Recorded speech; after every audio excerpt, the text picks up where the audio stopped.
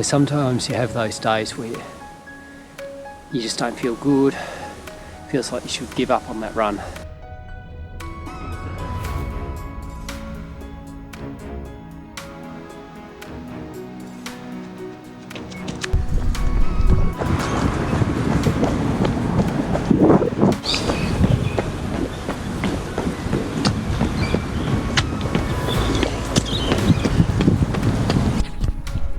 You wonder if you'd be better off postponing it for the next day. Well, sometimes it's much better to just go ahead and do that run. And then you get days like today, and it turns out you were right.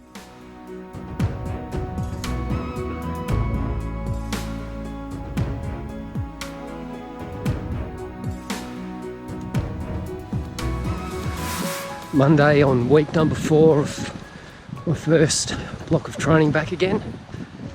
I have to tell you, my legs are absolutely feeling it. After the carnage of last night's interval session, well, let's just say a 7-minute per K pace actually feels pretty hard.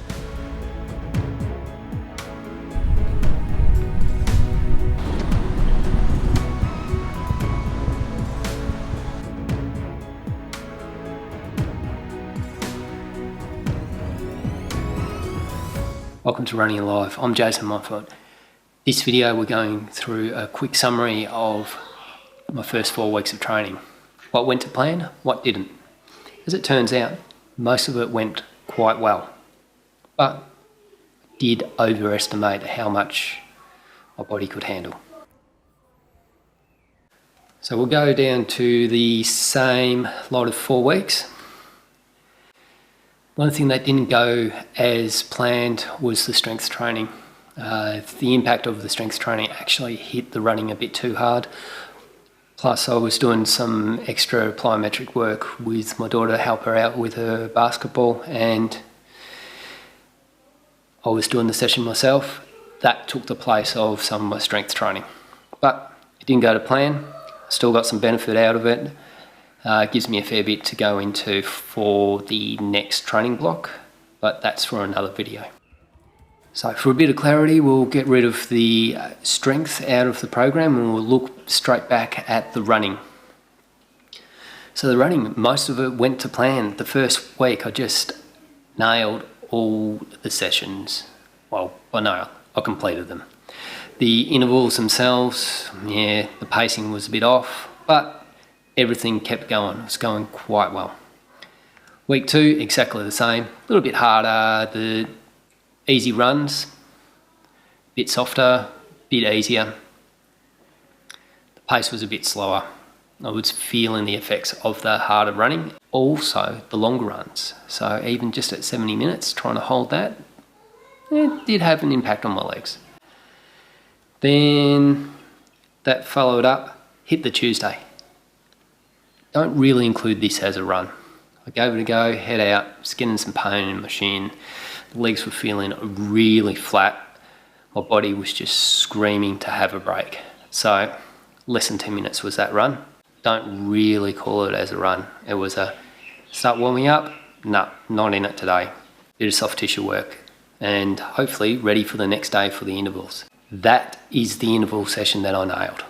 I hit my paces, got it even, and just got out of that session exactly what I was aiming for. However, then on to the easier week. Well, I was hoping to add a bit of volume, but as it turned out, no chance. Missed the mark on all those sessions. Basically, 2 reasonable runs and a 3rd run in the middle that was pretty light on. My main issues was I was dealing with some shin splints and some pain in my Achilles. If we scroll back all the way to the 18th of October, nothing, just absolutely no running. 0, 0, 0, 0, 0. Until around 16th of December, and look, these ones, they were walks, they weren't running. as it came into Christmas, able to sneak in a couple of runs. That's pretty much it. But it was more a rehab program. I wouldn't call it training. It was just getting out there, doing a bit of movement, a lot of drills, a fair bit of walking, just getting the body used to it and making sure nothing actually happened to the skin graft itself.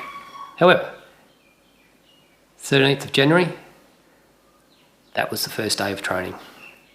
So from there, first week, 61 kilometres. It's probably an indicator of why I ended up with a bit of shin splints. 58, 56, and then all the way back down to 18. I probably started a bit heavy on the volume side, but running each day, it was feeling good for the most part. It was only towards the end of the third week and really the fourth week where it caught up with me. So thanks for the messages, thanks for the help with the first 4 weeks. It does make a difference. I'd love to hear your thoughts on the training itself. And any questions, ask away. I'll be happy to try and answer for you. Anyway, until then, keep on running. See you in the next video.